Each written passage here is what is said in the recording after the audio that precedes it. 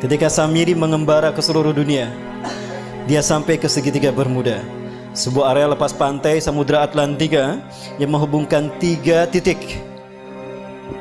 Florida, ada Miami di sana, ada Puerto Rico, dan ada Bermuda.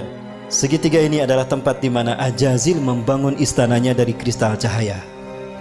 Itulah kenapa siapapun yang lewat kena hilang. Sebetulnya tidak hilang, ada, cuma tertutup dengan kristal cahaya. Begitulah cara David Copperfield menghilangkan patung Liberty. Begitu pula cara David Blank menghilang. Dia tidak menghilang, tapi dia bersinergi, bersenyawa dengan jin, sehingga kristal cahaya menutup pandangan kita, sehingga dia tidak terlihat, nyaris tidak terlihat. Dan itu pula yang terjadi ketika Nabi Muhammad SAW menghilang di Madinah 8 jam, tiba-tiba muncul lagi di tengah-tengah sahabat, karena bersentuhan memasuki alam jin. Ketika kita masuk ke dimensi jin berada, maka kita tidak akan terlihat saat itu. Dan di sana berdiri singgasana iblis yang terbuat dari kristal cahaya.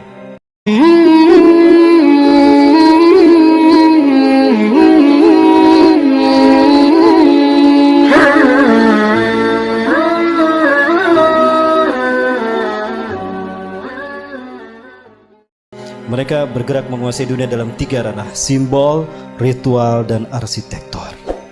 3 ranah ini mereka sentuh. Kata kunci kita, api dan matahari.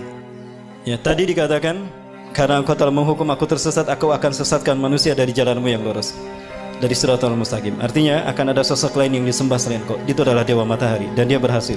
Di zaman Nabi Ibrahim, dia menjadikan Raja Namrud sebagai dewa matahari. Betul? Lihat Nabi Ibrahim.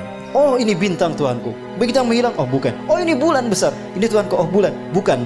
Berarti bulan bukan Tuhan. Oh, ini matahari lebih besar, tapi matahari pun tenggelam. Oh, berarti bukan Tuhan. Itu apa maksudnya? Nabi Ibrahim untuk menunjukkan kalau bulan, bintang, dan matahari bukan Tuhan. Itu hanya benda langit, tanda kekuasaan Allah. Allah lah Tuhan kita. Artinya konsep penyembahan kepada Tuhan sebagai dewa matahari sudah ada sejak zaman Nabi Ibrahim. Berhasil Ajazil.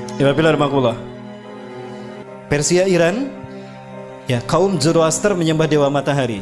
Raja yang mereka sembah adalah dewa matahari, Ahura Mazda. Penyebar pemuka agama Zoroaster disebut Magi. Cara mereka mendakwahkan Zoroaster, Magi ini dengan cara sihir, magic. Ke dalam bahasa Arab menggunakan sin, jadi majusi. Maka ketika mereka merayakan hari besar mereka, mereka selalu menyalakan mercon.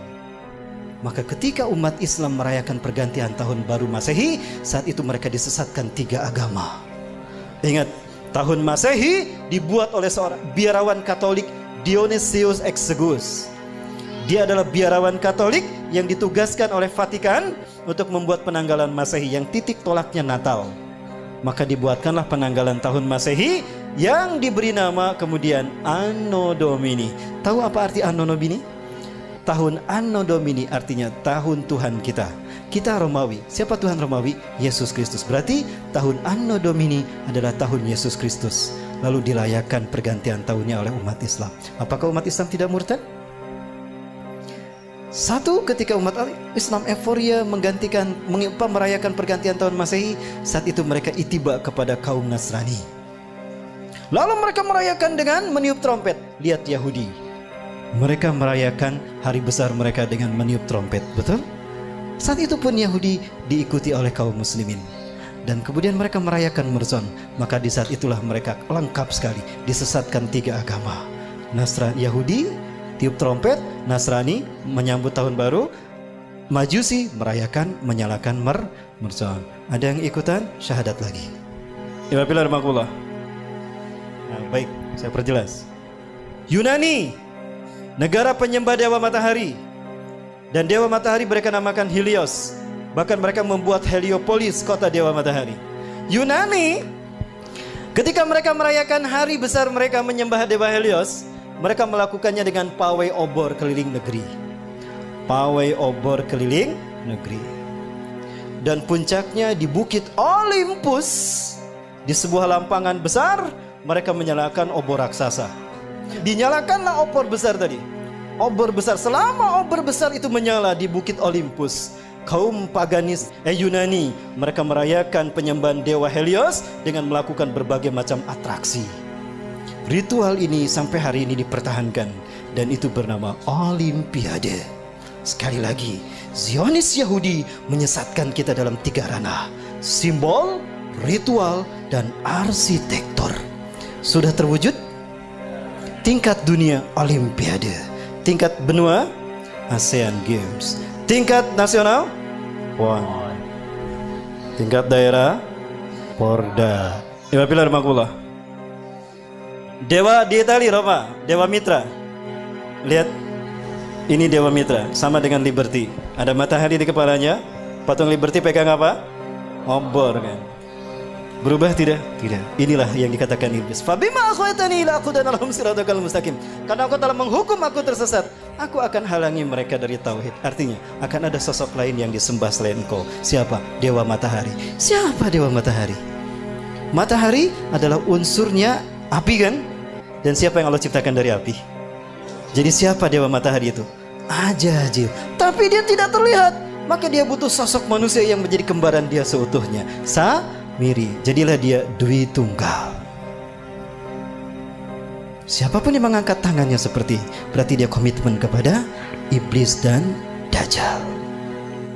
Baik, di Amerika Latin, Amerika Selatan ada 3 suku bangsa menyembah dewa matahari. Suku Aztec di Meksiko menyembah Viracocha. Suku Inca menyembah dewa Inti di Brazil. Suku Maya menyembah dewa Kukulcan di Amerika Latin. Ya. Dan di Mesir ada Horus, dewa matahari. Dan Horus selalu digambarkan dengan kepala burung. Kenapa? Ketika Tuhan turun ke bumi selalu menggunakan burung. Dan burung adalah simbol singgasana tinggi. Maka siapapun yang menjadikan burung sebagai simbolnya, maka dia merdeka, akan merdeka abadi. Maka jadilah burung simbol kemerdekaan setiap. Kebetulan atau sesuatu yang sudah direncanakan? Apakah ini hanya begitu saja kebetulan? Bukankah iblis sudah berkata, aku akan sesatkan mereka dari jalanmu yang lurus, dari tauhid. Segitiga satu mata. Ingat, segitiga digunakan iblis karena dia melihat ke bawah. Dia berada di langit ingin berkuasa di dunia. Ajazil menghadap ke bawah. Samiri pun sama, dia ingin berkuasa sebagaimana Tuhan di langit. Maka segitiganya menghadap ke atas. Keduanya bertemu di segitiga Bermuda. Pertemuan mereka simbolnya seperti apa? Ini simbol mereka. Betul? Dari sinilah filosofi pertemuan iblis dan Dajjal, yang kalau disimbolkan dengan tangan seperti ini. Dan ini angka 11. Dan kembar, itulah WTC 911. Menggeser nama keberadaan Tuhan. Kecelakaan, kecelakaan, call 911, call 911. Tuhannya hilang. Musibah, musibah, call 911. 911 yang disebut Tuhannya hilang. Keberadaan Tuhan digeser. Yang pertama disebut manusia ketika terjadi musibah kecelakaan. 911. 9 tambah 11 berapa? 11. 9 tambah 1 10. 10 tambah 1 11. Itu simbol pertemuan iblis dan Dajjal yang mengaku maha tinggi. Dan itulah WTC. Dan WTC dihancurkan di titik balik pertama di milenium ketiga. Milenium ketiga itulah yang disebut dengan Y2K. Kepada dunia, dunia latah, bahkan negara Arab termasuk Indonesia, kami siap menyambut Y2K, betul? Di tahun 2000 tuh, we are ready to visit Y2 km. Padahal Y2K syarat berbau muatan ideologis. Y2K bagi orang Kristen adalah singkatan dari Year of the Jesus Kingdom. Dan Y2K bagi Yahudi adalah Year of the Jewish Kingdom. Artinya 1000 tahun terakhir sebelum hari kiamat, itu adalah tahun bagi berdirinya singgasana Tuhan di muka bumi. Cirinya apabila sapi berwarna merah sudah lahir. Sudah lahir belum? Berarti Tuhan yang mereka tunggu-tunggu akan tiba. Allahu Akbar. Sebentar lagi Dajjal sudah muncul.